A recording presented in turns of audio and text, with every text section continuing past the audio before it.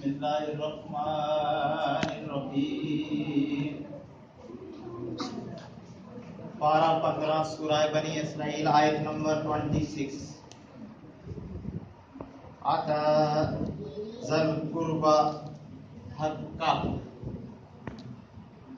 اپنے قربت دار کا حق ادا کرو۔ آپ کے لیے ایک فکرہ اور عرض کرتا ہوں، یتفکرون، فکر کرو۔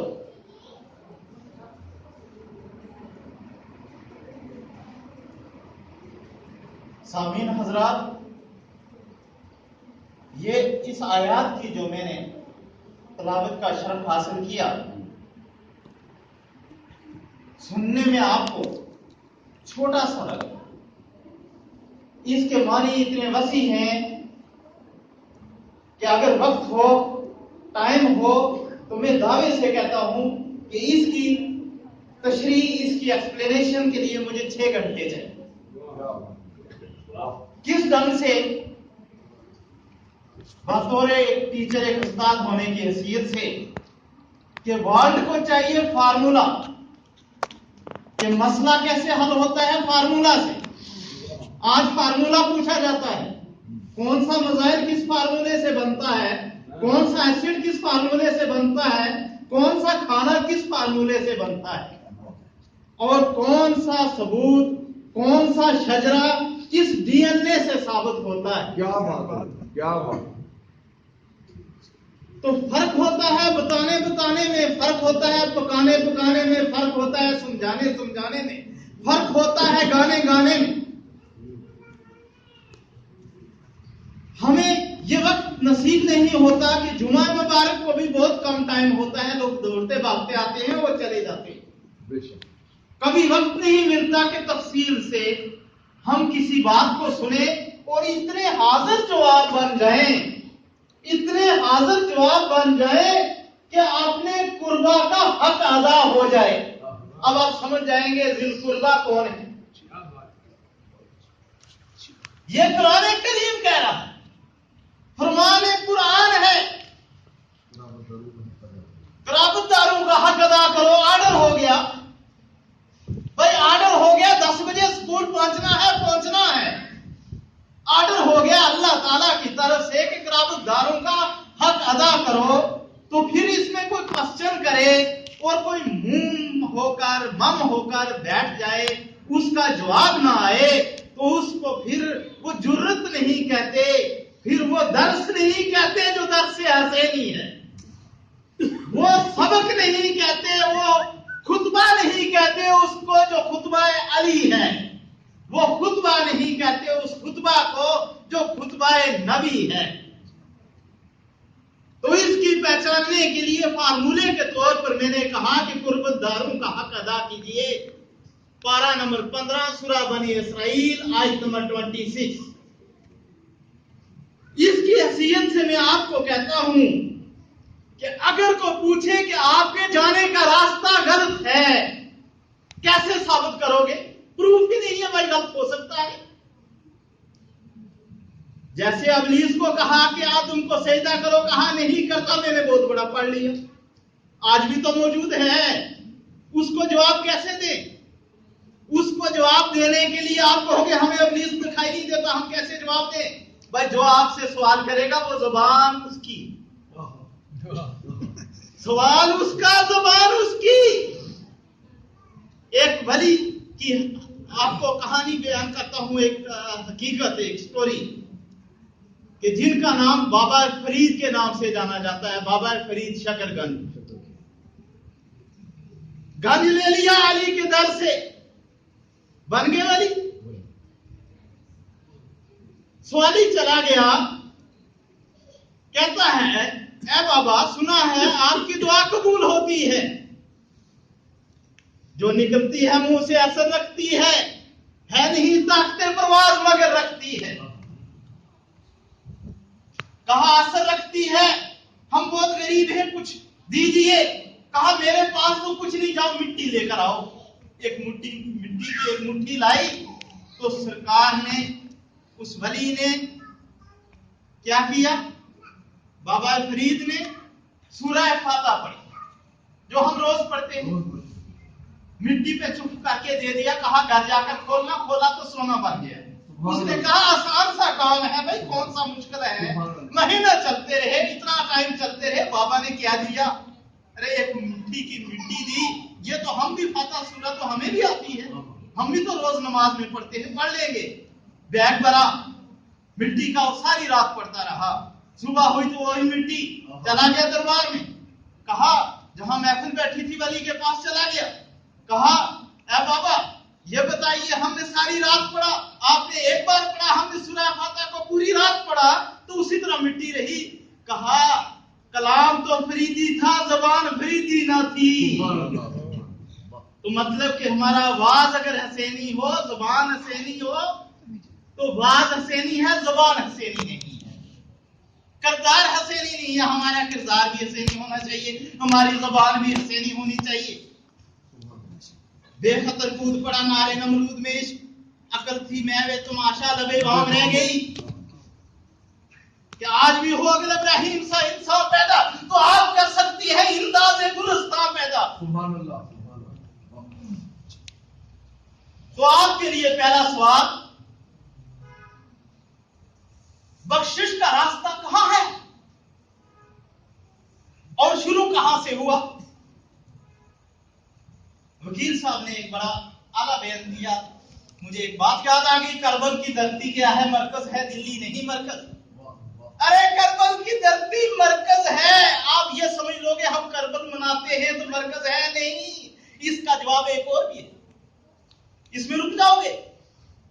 اس میں کوئی روک لے گا؟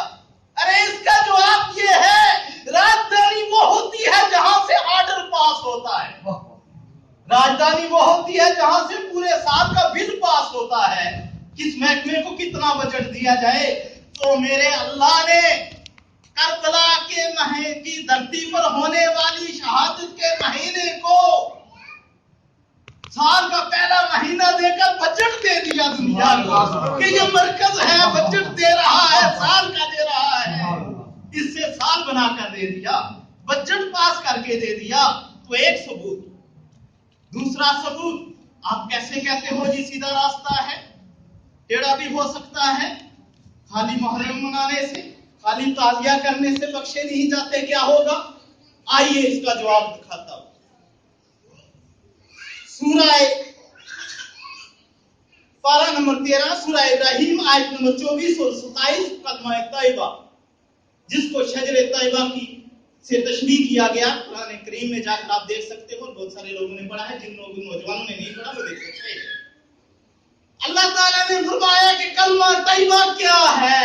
تشریح ایک شجر سے مثال دی۔ شجر کیا ہے؟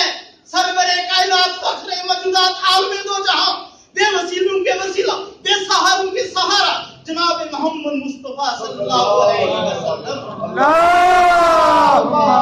صلی اللہ محمد۔ اور وہ شجر پورا کیسے ہوگا؟ جڑ سے لے کر پتوں تک پورا ہوگا۔ ایک پتا بھی کم ہو تو اس کو پھول نہیں کہتے، جڑ سے لے کر پتوں تک شجر پورا ہوگا، درخت پورا ہوگا، ٹری پورا ہوگا، روٹ سے لے کر نیز تک۔ تو دیکھتے ہیں روٹ اور نیز کیا ہے، وہ پورے کا پورا درخت سرور کائنات صلی اللہ علیہ وسلم۔ اور اس کا تنا جس سے شاخیں نکلتی ہیں، جس نے اس کا وجود بنا کے رکھا ہے، جو دکھتا ہے پیڑ کتنا لمبا ہے، کتنا موٹا ہے، علی، اور اس کی شاخیں پھیلا ہوا کتنا ہے، مائی فاطمہ جنت سے خاتون،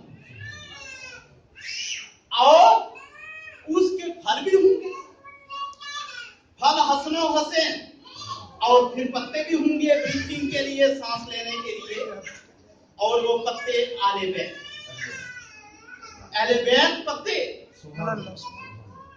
ثمر حسن حسین، اور پیچھے چلتے ہیں، حسن حسین ثمر تو ہیں، ان کو باغ ڈور کب دی؟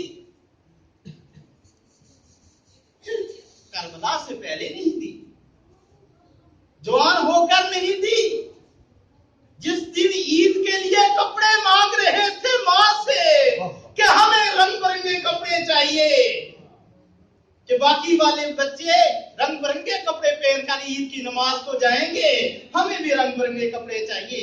تو ماں نے کہا بیٹا آپ کے کپڑے درزی کو دیے ہوئے ہیں، صبح آ جائیں گے۔ صبح ہوئی کپڑے نہیں آئے، پھر سے نہا دھا کے تیار کیا، کپڑے آ جائیں گے۔ دروازہ آ کر کسی نے کھٹکایا، ایک بچہ دیا، ایک بیگ دیا جو کپڑوں سے بھرا تھا۔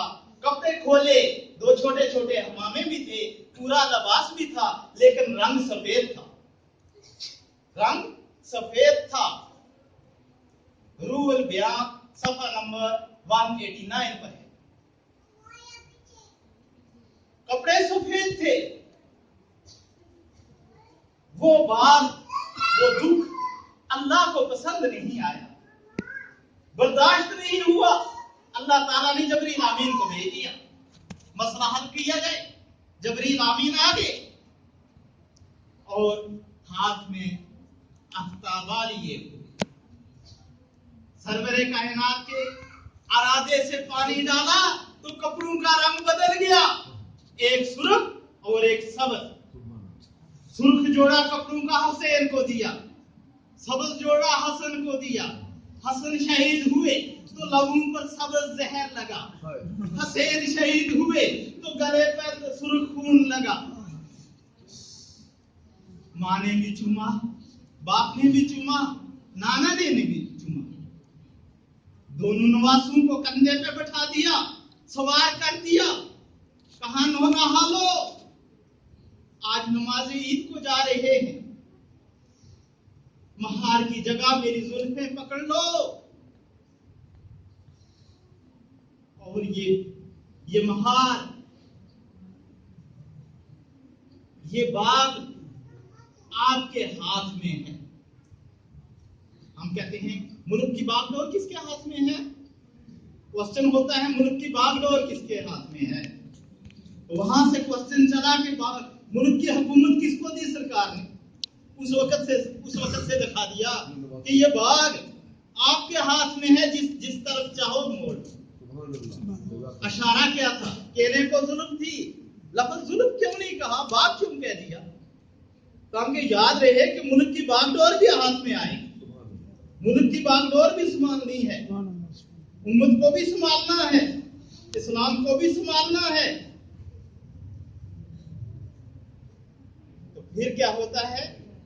ایک اور واقعہ ان کے بارے میں بتاتا ہوں کہ جب فطرس کو پار آئے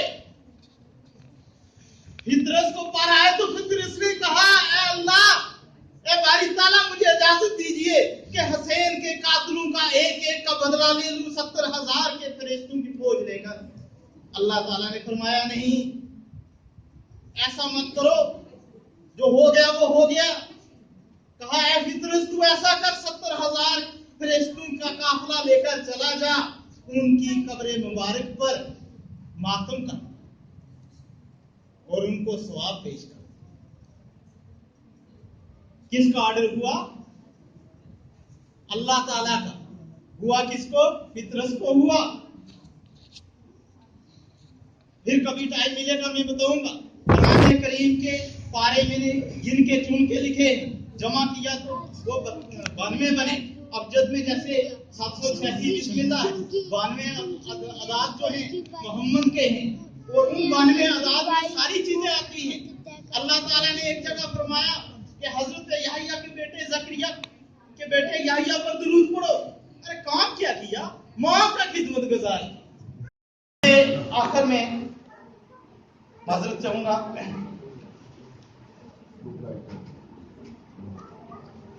وہ میں اتنا نہیں بیان کر رہا ہوں، معذرت چاہوں گا کہ میں